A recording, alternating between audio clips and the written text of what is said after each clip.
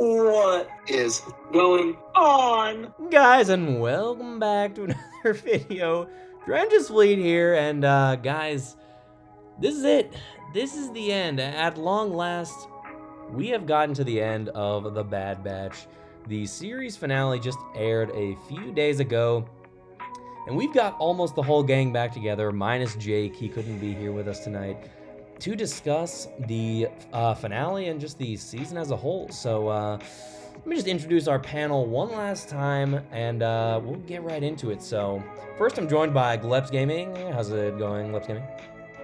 What's up, Fleeters? Gleps Gaming here. Happy to be here for the final Bad Batch discussion. Also joined by Brandon. How we doing, Brandon? How we doing, Fleeters? That's really all I have to say. Let's get into this. Also joined by Josh from Portland Takes. How we doing? How's it going, Fleeters? I'm doing good. Ready to give this season a solid 6. Lastly, joined by James. How we doing, James? What's poppin', everyone? I can't wait for everyone to hear my correct opinions. Oh, whoa, correct opinion. James is claiming to have the correct opinions. We'll see if he's right about that. I always have the correct opinions. But Oh, okay. Well, I mean, when you put it that way. But anyways, all right, guys. So let's go ahead and get into this. Now, this is going to be a little more structured than discussions from the past because this is the finale. We got to talk about the finale and then the season as a whole. So we'll go in order here, but I'll go ahead and start. Give you guys some time to think about it. But the 4 questions I'll be posing to you are: first of all, what did you think of the finale? Second of all, what did you think of the season as a whole? And then third, what was your favorite episode? Fourth, who was your favorite character? So I'll go ahead and go first, and then this is like a class or something. This is like a school assignment for you guys. But anyways, it's a crack seminar. yeah, exactly. So I think the finale, I think it would have worked better if it was not 2 parts, if it was just one continuous episode for 15 and 16, because episode 15 was really great. With the destruction of Kamino. And then 16, they were just kind of escaping, so it was solid. It wasn't anything crazy, no crazy twists or anything, although there was an interesting little bit at the end about Nala Se going to some sort of Imperial science facility, which I'm sure we'll be talking about that later. But yeah, I mean, I thought it was solid. Like, AZ, I was like, oh man, are they really gonna kill AZ? But he of course was saved by Crosshair, which I thought was decent. And then overall, like a pretty solid. Nothing too crazy, but it was a solid ending to the season. The season as a whole, I think I would give a 6.5. There were some really great moments, some enjoyable cameos. Overall, I was a little bit underwhelmed by the overarching story and the character development being a big one, like especially with like Tech, Wrecker, and Echo, big time. But yeah, I mean, I enjoyed it. Like I definitely wouldn't go as far as to say it was like bad, but yeah, I think 6.5. Favorite episode has to be, I think it was called Return to Kamino, which is where Kamino was destroyed. Like, that was a great episode. Favorite character, in a surprising turn of events, was Crosshair. Like, I thought Crosshair's story was the most interesting one, so I thought he was really interesting to watch. But yeah, I think if we'll go ahead and hand the mic over to Gleps. What are you thinking, Gleps? What are some of your highlights from this season? Who was your favorite character? What did you think of the finale? So some highlights from this season, I definitely like seeing, just the rise of the Empire. That's my favorite part of this show, as it's one of my favorite parts of The Mandalorian, seeing, Rise of the First Order. I really like that world building they have in there. I think I gotta say that my favorite episode is the Return to Kamino. I mean, that episode just totally blew me away, and I also have to agree that Crosshair, just knowing that his inhibitor chip was removed and hearing his side of things at the very end really just made him my favorite character. I feel like it was just so much going on there behind the scenes that we didn't really know about until the end, and seeing that emotional connection when they got back together, each side kind of knowing what the other side went through, that was just really good to see. Yeah, 100%. Brandon, what thoughts do you have for us? So I wrote them down in the order that you did them, so I'll just do that. Very, very nice, very nice. Finale. I saw the finale was more of an epilogue to me, like just set up for season 2. It didn't really like. I don't understand how they could make the part 1 of the finale much more dramatic than part 2.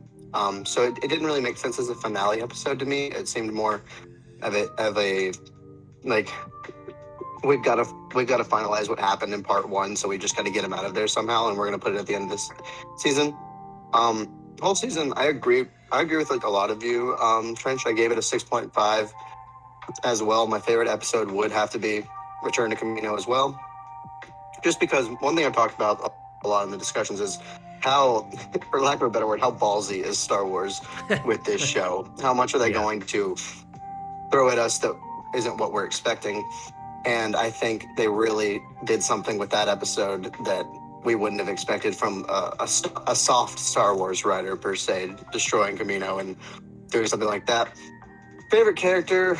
I don't know. I would have to say probably Crosshair, too, just because he has the most development. I would say I still think his temperature chip is in him, by the way. We'll see. We'll see what happens in season 2.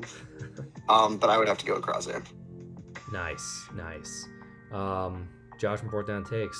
What have you got for us?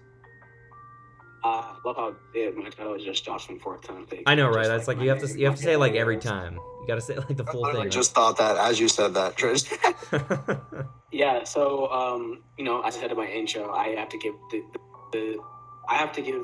the season as a whole a 6. And my reasoning is for, everybody here in this call knows, except I think maybe James. I've been watching a lot of Star Wars content recently. I've been watching the Clone Wars and I've been watching Rebels. And if you look at those shows, like I was super drawn in, like binge watching the mercy out of these shows, and because they were so intriguing to me, and like the arcs that they covered, like how and not just how everything in the Bad Batch was just pretty much just like this is a problem, and it was resolved in the episode, and it all revolved around Omega. There was no change, like in like Rebels, right? We Kanan has his issues some episodes. Zeb has his issues, not really, but like he had that arc of meeting those Lasats and having to be like the full warrior, and like that whole thing that happened with him. Ezra had his arcs, obviously. Sabine had the whole Mandalorian arc. Hera has her like stuff. So like they take each character and they give them episodes to kind of like go through something and not just resolve an episode. And I feel that's what really lacked in the Bad Batch. And yeah, like you guys said, like it's hard to say the Crosshair is not the favorite character because no one else kind of drew you in. Like Echo wasn't interesting whatsoever. I mean, they really didn't do him justice from where he was in Clone Wars. Like they gave him more of a story in Clone Wars than they did in Bad Batch. But this was supposed to be at least a fifth of his showing, right? Because how many Bad Batch members are there?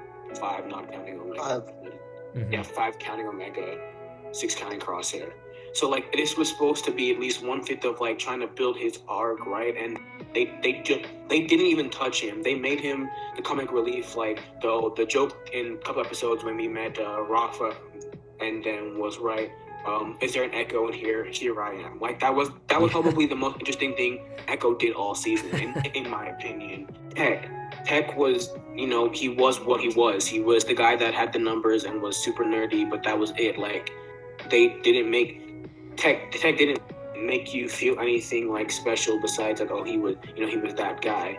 I mean, you could say Hunter like really grew instead of just like the hard-headed like leader who just does his thing this way. He had to adapt his plans based on having another member of his team that he had to protect. Like Omega was almost this like precious cargo that he was trying to shield from different things that were going on, and so he had to move in a different way than he did like the episodes we saw in the Clone Wars, where it was just like, let's go in guns blazing, but now we can't do that because we got this little girl here, pretty much. What else? What else I have to say about this? Yeah, favorite episode. I mean, what can you really say besides Return to Camino? That was the only one that really kind of like brought my jaw lower from my mouth. Every other one was kind of like, okay, like you expect this to happen.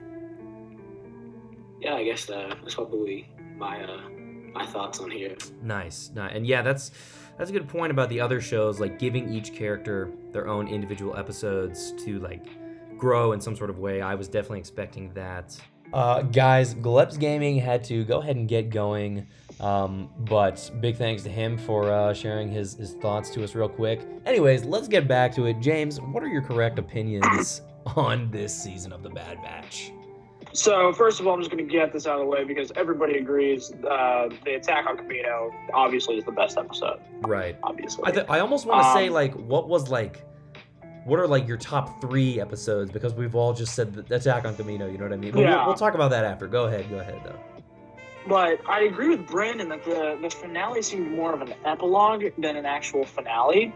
So what I think they should have done, they should have ended on the attack of Camino. That should have been the end of season 1. That would have been an insane cliffhanger for people to leave off on. And I think this episode would have been a good kickstart to season 2 because it sets up what's going for the rest of the season. You got all the cloning stuff. You got, Crosshair wondering where he's going. You got all the Bad Batch wondering where they're going. It'd be a good kickstart to season 2. So I really think they missed an opportunity to make everybody freak out with the end of, this season by having it just be the destruction of Camino. So that's what I think they should have done with the finale. Similar to everybody else, 6.5 rating on the season. It wasn't great. It wasn't bad. But largely the reason why it's just so incredibly average is because of the characters. If you look at the characters, like Josh from Fourth Down Takes was saying, in my opinion, I don't really think any of the characters had character development. You could argue Crosshair had character development, but they don't really tell us his character development. They don't really show us his character development. You don't really see him making different decisions. You see him making consistent decisions, similar to the previous decisions, the entire show. Same thing with Hunter. Literally from episode 1, he's protecting children. So, none of the characters have major character development. And because of that, I'm going to say that Lama Su is my favorite character of the show. Oh my god. Whoa. I'm Plot not joking. twist. I'm not joking. Oh my Lama god. Su is the best character. All right, she starts off like fully trusting the leader Wait. of You the, mean whatever Nala it's Se, called. right? You mean Nala Se? Oh yeah. See, Nala okay, Se, my no, bad, here's the thing. my bad. I famously mix up Kaminoan names, but I think I've educated myself. Lama Su is the prime minister, Nala Se is Yes. the scientist. Yes, I'm Prime pretty sure. Minister is Lama Su. Yes, And my then bad. Ton I Wee- meant Nala Se. Okay. Nala Se is the best character. She starts off like distrusting she starts out trusting Lama Su, and then by the end of it, she's like full on betraying him almost. You think that she's just some mindless person, when in reality, apparently she's been experimenting on these clones all along. And then she's the only Kaminoan that they end up saving at the end. They kill all the other ones, as far as we know. They want us to think that they killed them all. So I'm most excited to see Nala Se in the next couple seasons. Gotta say, I'm gonna give James a round of applause for that one. I know. You convinced me. That's all I have I was to gonna say. say, like, Thank you. I was like, what? Like, did not expect that, but like, you backed it up. You like, I can respect that.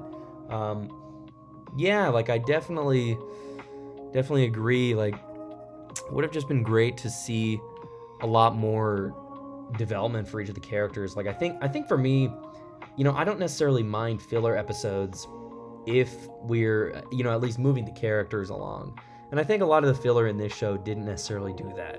So hopefully in season 2 we really put the pedal to the metal and just start seeing some crazy stuff go down. I'd really like that. I think as far as like other honorable mentions for top episode were straight up the first one. Seeing Order 66 again, it's like you can never go wrong there. And seeing young Kanan and Depa Billaba, who we never really got to see in the Clone Wars, that was great. And then I also loved the Hera episode, the one where the Bad Batch made a cameo in their own show. But yeah, so okay, talking about season 2, what do you guys anticipate? Because like looking back, it's like some of the, I mean, we made some bold predictions that didn't necessarily come to fruition, but I think that the fact that there's a season 2, we still have a chance to see some of these things. I'm talking like Boba Fett and like some sort of battle between the clones and the stormtroopers. And now knowing, getting a little tease with Nala Se, there's some pretty interesting stuff set up. So what do you guys think could go down and should go down in season 2 of Bad Batch next year? I've said this before, and I will stand by this. The Bad Batch should not survive this show because they have no reason to be alive past this show. They would, if they were alive. Clearly, Hunter is somebody who's going to get involved in stuff. Yeah, that's true. I mean, you would expect to see them in Rebels if they're alive, or they could have some sort of explanation for them never being a part of the rebellion. But I don't know. Like maybe they will pull a Rogue One and just kill all of the main characters. Although I don't know if like they Omega, can because it's a kids show. But Omega is one that I think is going to move forward into future things. Like I could see Omega, I could see them doing something with Omega like as an adult, maybe even in probably not Book of Boba Fett, but who knows? I mean, I think her story is only just beginning. So yeah, but what do you guys think, Brandon and Jar from Four Down Takes? Yeah, I have to definitely, like, I wanted to talk about this and I forgot the last episode being an epilogue. I have to agree with James and Brandon on that view. Because I know before they announced season 2, like this would be the one season, and I know there's speculation about this episodes or the finale kind of like being a tearjerker. If this was what they had planned originally, like I'm sorry, whoever created, like they failed. Like there was no getting tears from me in any of these episodes, like whatsoever. Like I wasn't about to cry over any of these characters. But I agree in the future, like, you know, definitely seeing Rebels, and like you're right, like seeing Hunter's personality, I just don't know how he would stand by. But you know, only Rex got into the battle in it, so, and while Wolf and Gregor stayed, so maybe they just, you know, they didn't want to, like that, just they were done fighting. Like Rex wasn't want to come, he said he was done fighting, so maybe that's the explanation if they don't want to. But I need to see more character from that. I don't want Echo to be that running joke from episode 3 for the rest of the series. Like that'd be terrible. Because I wanted to. He would, you know, Rex allowed him to go and join them because he felt like that was where he was supposed to be. And so for me, he's the character that has the most room, right? I guess to see where he comes from, because he's a reg. They don't really like regs, but he's now different because of all the things he's been through. So he's emotionally, physically damaged, but he's trying to change how he goes about life and how he now walks through life as a mixture of like both a mess, but like a clone that is irregular like the other Bad Batch, but also like a regular. So for them not giving him even the light of day to find his path, for me in season 1, they have to correct that mistake. Like, it's a mistake. Like it's a full-on mistake that they didn't give Echo justice, and I hope they correct that. But if the Bad Batch just have to go out, you know, maybe being a kid show, they won't do it. But if they do, like, I won't be mad, because I think that would actually do their characters like full-on justice. Mm-hmm. Yeah, for sure. I definitely agree. I could see the Bad Batch like leading the clones in some sort of fight against the Empire, and then I mean, totally agree on all the Echo stuff. Like Echo was one that I was like really looking forward to getting to see more from him in this show. Definitely, season 1 definitely didn't deliver on that, but yeah, we'll just have to see. I mean, I'm very intrigued because that scientist at the very end is wearing the same uniform as Dr. Pershing from The Mandalorian. So we know that things are things are starting to intertwine with Mandalorian, potentially Snoke or Palpatine's cloning. So it's really interesting to see that the Kaminoans are being a part of that and giving more context to that. But yeah, cool guys. Well, any final thoughts before we wrap up this last discussion for season one of The Bad Batch? I was just going to say I have zero expectations for the second season because like all of our expectations were wrong, and I don't know. My expectation is hopefully they'll take more risks. That's my expectation. I think, yeah, for me, like, I had a lot of expectations. I mean, I gave this a pretty high hypometer ranking because coming off of the Clone Wars, I mean, this show branded itself as a sequel to the Clone Wars. And so I was expecting the same level of storytelling that the Clone Wars managed to achieve once it really started to hit its stride. And I don't think we fully got that. I think we got parts of that in some episodes, but not in its totality. So I've definitely my expectations have definitely shifted for season 2, but still hoping we'll get a lot of good stuff. James, did you have one last thing as well? Yeah, I wonder if the reason why they didn't really go over Echo's character, like they didn't even touch it with a 10-foot pole, is because they know that if they did even scratch the surface, there's so much there to be talked about that it would take an entire season to try and go over Echo's character. So I'm wondering if they just said, all right, we're not even going to touch this with a 10-foot pole. That way we can focus on other things. And so this first season will show, hey, we're not really touching these characters that much. We really want to focus on Crosshair. We really want to focus on Omega and the story or something like that. Mm-hmm. Yeah, I mean, that very well could be the case. We will just have to see.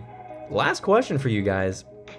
Since the trailer just came out today, what do you guys think? Really briefly, what do you think of the Star Wars Visions trailer? And should we reconvene and perhaps discuss some of those as well? Yes. Definitely. That looks really good. I'm excited to see Star Wars anime form. Like, that's going to be so good. It's to hear them, like, it's not just like only dub. It's like, it's a sub too. Like, yeah, I'm super excited. And it's not canon. So basically, it's all the fun stuff of Star Wars, right? Without having to focus on like, okay, what does this mean for the future of like Star Wars? Because now we're like, oh, what can Omega be in? Like, oh, why is the Bad Batch not in that? But like in Visions, we can just be like, okay, this is just gonna be a fun thing. We get to see the Force lightsabers and all of the between, but not matter about what this means for the future of the canon, what the future canonically. Yeah, for sure. I mean, I think it looks so cool. Like, that trailer was super awesome, and like, I think it's just very cool to see Lucasfilm doing something more risky creatively. But I think it'll be really cool. We'll have to see. But definitely be covering that on the channel. And hey, maybe we'll get the good old discussion group back together. We can give the people our thoughts. You know what I mean? Well, awesome. Well, guys, that is going to be it for the Bad Batch Season 1 discussions. Big thanks to everyone who was a part of these discussions. Couldn't have done it without you guys. And big thanks to all the Fleeters who have been watching and enjoying the content. Be sure to stay tuned, guys, because I mean, there's so much Star Wars content coming out next year, and I mean, I think we're gonna have to cover it, guys, whether we like it or not. We're gonna have to bring our thoughts to the people. So, anyways, if you like this video, be sure to like, subscribe, do all that good stuff, guys, and I will catch you in the next video.